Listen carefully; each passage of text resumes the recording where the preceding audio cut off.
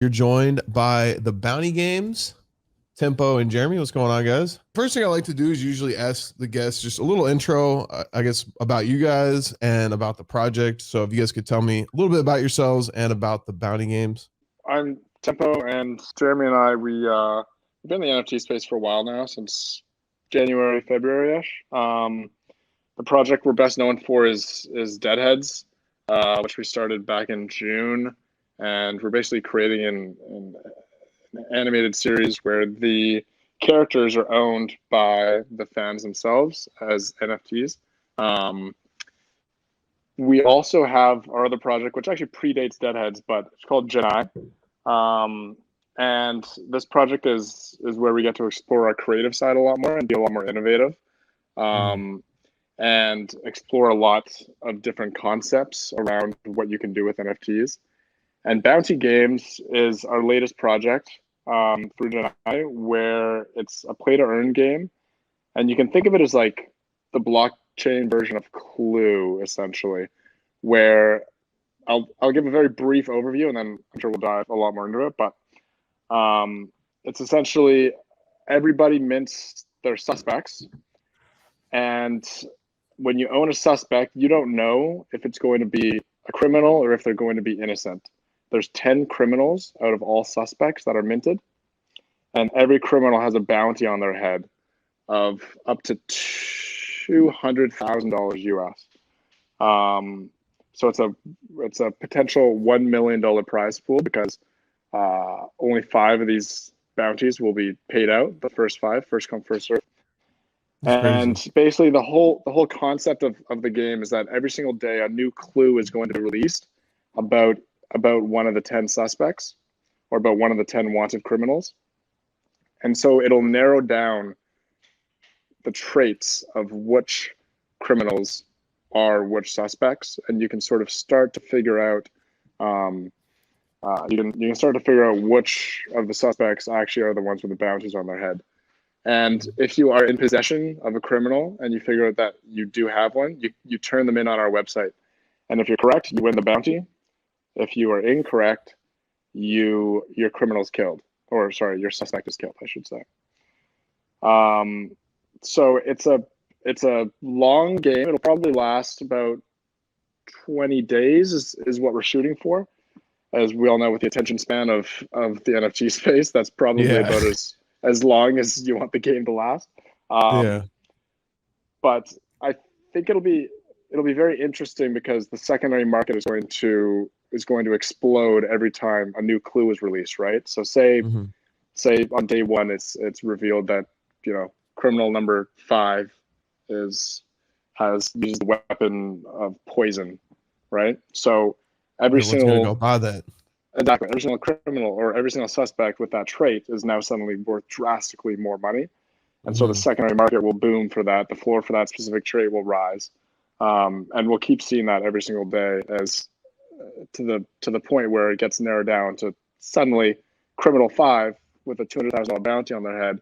They, it's a 1 in 3 chance, because there's only 3 suspects that match all the traits that have been revealed so far, and so those should be theoretically, have an expected value of 200K divided by 3, right?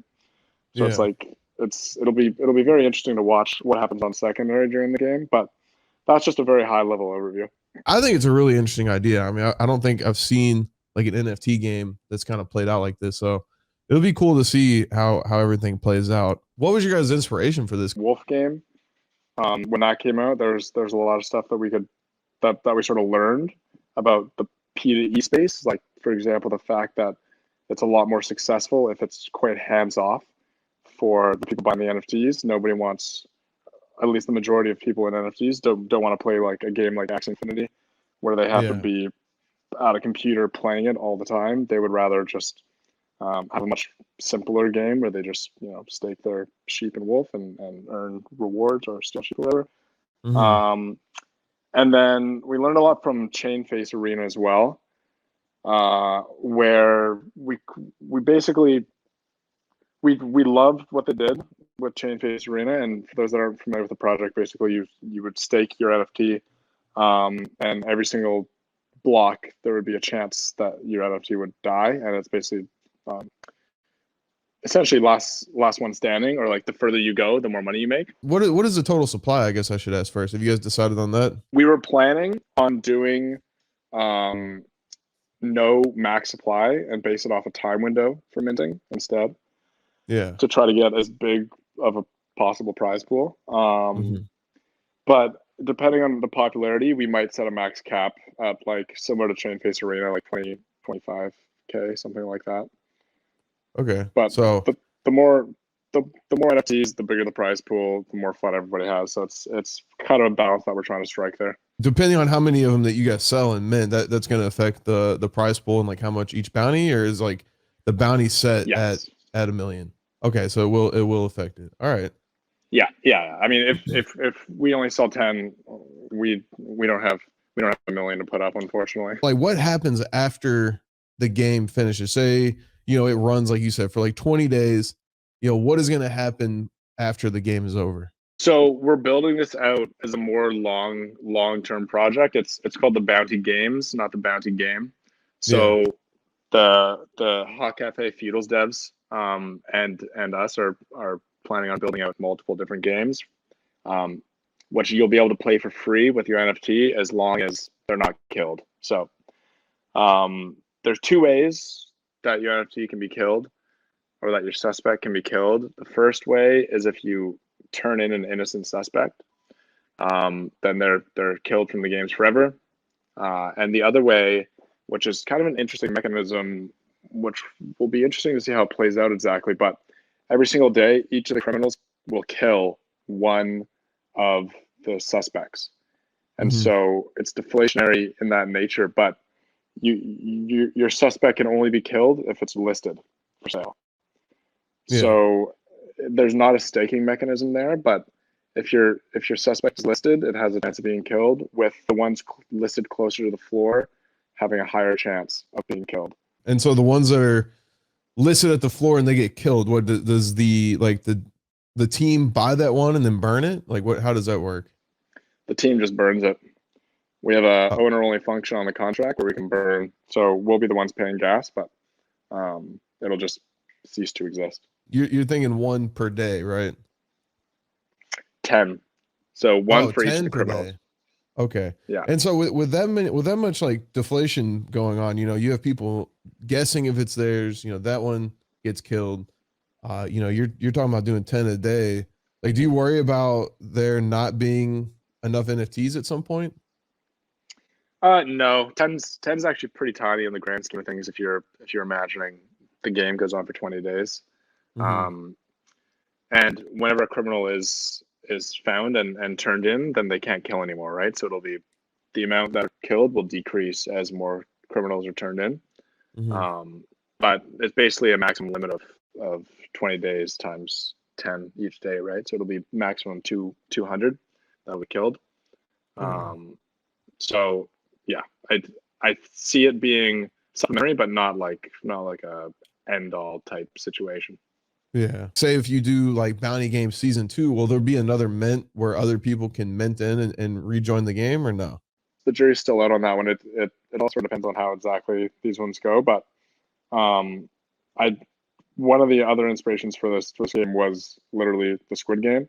So like Yeah. having this sort of multiple games where the contestants are slowly whittled down, and then they obviously become a lot more valuable as a Yeah. survivor of the first ever bounty games is like quite powerful. But in terms of games in the future, it sort of depends on things like secondary volumes. Like we obviously want as big of a prize pool as possible for the next games as well. So you can only turn in a suspect that you own. So I think I think it'll be really interesting when people have it figured out who it is, and that person hasn't turned them in yet. Like I think we'll see some crazy bids Yeah. for like, I mean, obviously because it'll be worth $200,000. So Yeah. um, Yeah. The bids there'll be could run up. some pretty insane bids. Yeah. But then it's scary because like the guy that doesn't have it figured out just wakes up to like $100,000 bid on his NFTs. Like, hold on, like what's going Yeah, on here? exactly.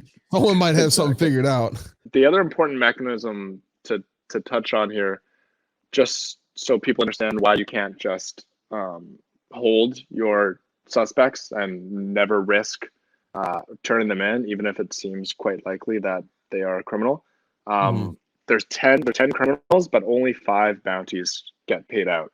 So I think I mentioned this at the start, but there's a bit of a time limit on you, like to turn in your potential criminal. So you might want to risk turning them in if there's, it's a 1 in 3 chance, and there's Mhm. been 3 bounties claimed already. Because if someone else claims those last 2 bounties, then suddenly your criminal's worth 0, even though it Yeah. might be the criminal. To answer your question about what the clues will look like, some of them will just be very, very obvious, sort of just trait reveals. Like, the weapon of choice is a saw. It'll obviously be the guy on the right.